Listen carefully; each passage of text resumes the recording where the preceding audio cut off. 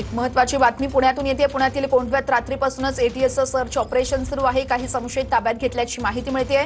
जवळपास 350 पुणे पोलीस आणि एटीएसचे कर्मचारीही तैनात करण्यात आलेले आहेत।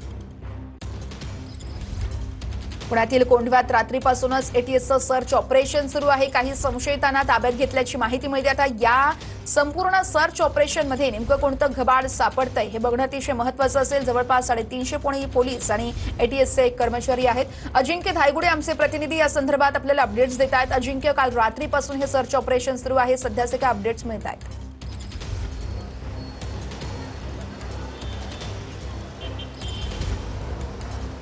वर्षा अगदी बरोबर आहे। सध्या जी माहिती समजते पुणे आणि पिंपरी चिंचवडमध्ये एटीएस आणि पुणे पोलीस आणि पिंपरी चिंचवड पोलिसांची संयुक्त कारवाई सुरू आहे। सध्या पुणे शहरात 25 ठिकाणी एटीएस आणि पुणे पोलिसांचं सर्च ऑपरेशन सुरू आहे।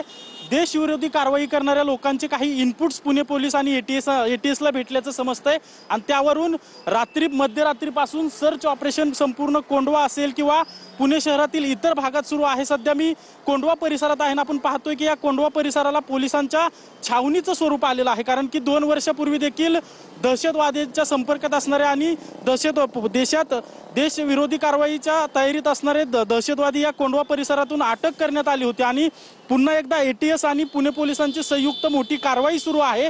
जी पोलीस सूत्रांकडून माहिती समजते कोंढवा परिसरात निश्चितच अजिंक्य, या कारवाईकडे लक्ष असेल। तुर्तास धन्यवाद।